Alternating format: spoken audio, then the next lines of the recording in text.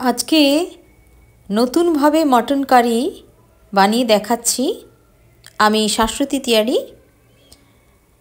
এই রেসিপিতে সবাইকে স্বাগত জানাচ্ছি। এই রেসিপিতে লাগছে পেঁয়াজ কুচি, মাটন, গরম মশলা, জিরে গুঁড়ো, চিনি, লবণ, ধনে গুঁড়ো, হলুদ গুঁড়ো, রসুন পেস্ট, কাঁচা লঙ্কা পেস্ট আর আদা পেস্ট আর টমেটো পিউরি, ধনে কুচি, মাটন তো লাগছেই আর পেঁয়াজ কুচি।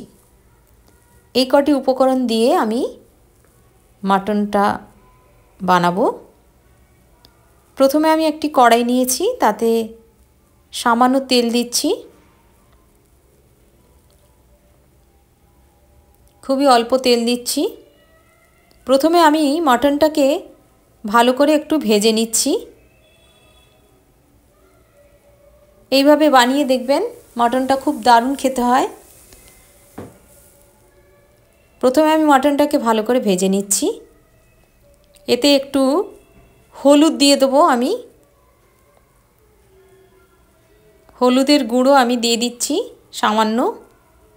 এখানে আমি 500 গ্রাম মাটন নিয়েছি, আপনারা চাইলে আরও বেশি নিতে পারেন। হলুদ দিয়ে দিলাম। এবারে লবণ দেব, স্বাদ মতো লবণ দিচ্ছি, যাতে ভাজতে ভাজতে লবণটা ভেতরে ঢুকে যায়, সেই জন্য আমি লবণটা দিলাম। এভাবে ভালো করে একটু ভেজে নিচ্ছি আমি।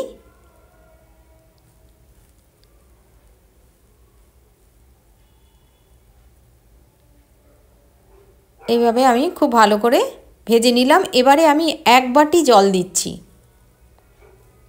এই বাটির 1 বাটি আমি জল দিয়ে দিলাম। জলটাও একটু গরম হয়ে যাবে। এবারে আমি একটা প্রেসার কুকারে এটাকে সেদ্ধ করতে দিয়ে দিলাম। 4টে সিটি দেবো আমি সেদ্ধ করার জন্য। খুব তাড়াতাড়ি হয়ে যায় আর খুব সহজে হয়ে যায়, এটা খেতে খুব ভালো লাগে। আমি 4টে সিটি দেবো। 4টে সিটি হয়ে গেছে। এবারে আমি ঠান্ডা করে নামিয়ে নিচ্ছি একটা বাটিতে। খুব সুন্দর সেদ্ধ হয়ে গেছে।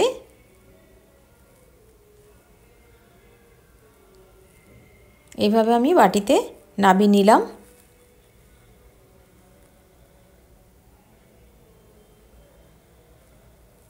নরমও হয়ে গেছে,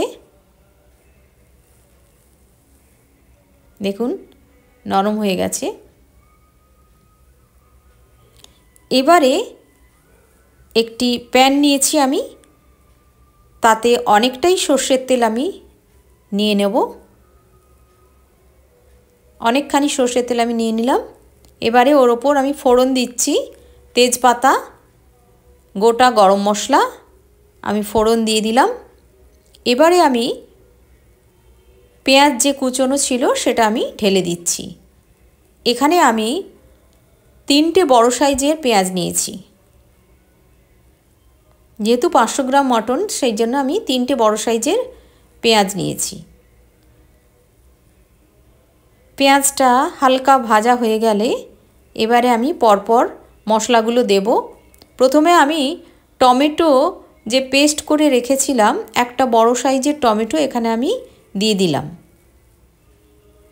এবারে 2টো কাঁচা লঙ্কা বাটা আমি দিয়ে দিচ্ছি। তারপরে দিচ্ছি রসুন পেস্ট। রসুন এখানে আমি 8 কোয়া মতো নিয়েছি, বড় সাইজের 8 কোয়া মতো নিয়ে নিয়েছি। তারপরে আদা পেস্ট আমি দিয়ে দিলাম। এখানে আদাও আমি বড় সাইজের 2টো টুকরো নিয়েছিলাম। আদা পেস্ট নিয়ে আমি ভালো করে এটা মিশিয়ে নিচ্ছি। দিয়ে ভেজে নেব, খুব লাল করে আমি এই মশলাগুলো সব কষে নেব। একটু সময় নিয়ে কষাতে হবে, খুব তাড়াতাড়ি হয়ে যায় দেখুন। এবারে আমি শুকনো লঙ্কার গুঁড়ো দিয়ে দিচ্ছি। এটা একটু ঝাল ঝাল হবে, তাই কাঁচা লঙ্কা বাটা এবং শুকনো লঙ্কার গুঁড়ো দিলাম। আর ধনে গুঁড়ো,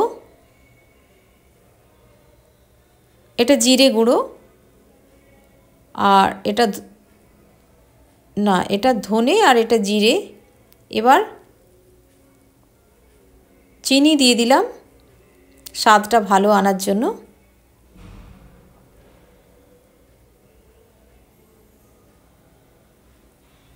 লবণ দিয়ে দেবো স্বাদ মতো, লবণ দিচ্ছি। যেহেতু আমি মাটনে সেদ্ধ করার সময় লবণটা দিয়েছিলাম, সেই জন্য আমি বুঝে লবণটা দিলাম। খুব বেশি ঝোল ঝোল হবে না, গ্রেভি হবে, তার জন্য আমি পরিমাণ মতো লবণ দিলাম। দেখুন কতটা শুকনো শুকনো হয়ে গেছে মশলাটা। এবারে আমি যে মটনটা সেদ্ধ করে রেখেছিলাম সেটা আমি দিয়ে দিলাম। দেখুন কত সহজে খুব কম সময়ের মধ্যে মাটন কারি রেডি হয়ে গেল। এটা একটু ফুটিয়ে নেব, মটনের মধ্যে সব মশলাটা ঢুকে যাবে। যেহেতু মটনটা খুব সুসিদ্ধ হয়েছে, তার জন্য বেশি ফোটাতে লাগবে না। দেখুন মশলাটা মোটামুটি মাটনের মধ্যে ভেতরে ঢুকে যাবে। এবারে আমি ওপর থেকে গরম মশলা দিয়ে দিচ্ছি। দেখেই জিভে জল চলে আসছে। দেখুন কত সুন্দর কালার এসছে, আর টেস্টটা দারুণ হয়। ধনেপাতা দিয়ে দিলাম। ধনেপাতাটা আপনারা দিতে পারেন, নাও দিতে পারেন, আমার ভালো লাগে তাই আমি ধনেপাতাটা দিলাম। হয়ে গেল আমাদের মাটন কারি। এটা রুটি, পরোটা, পোলাও যে কোনোর সাথে দারুণ খেতে হবে। আপনারা চাইলে একটু শুকনোও করে নিতে পারেন। আমি এইভাবে রেখেছি, দেখুন এই গ্রেভিটাই রেখেছি।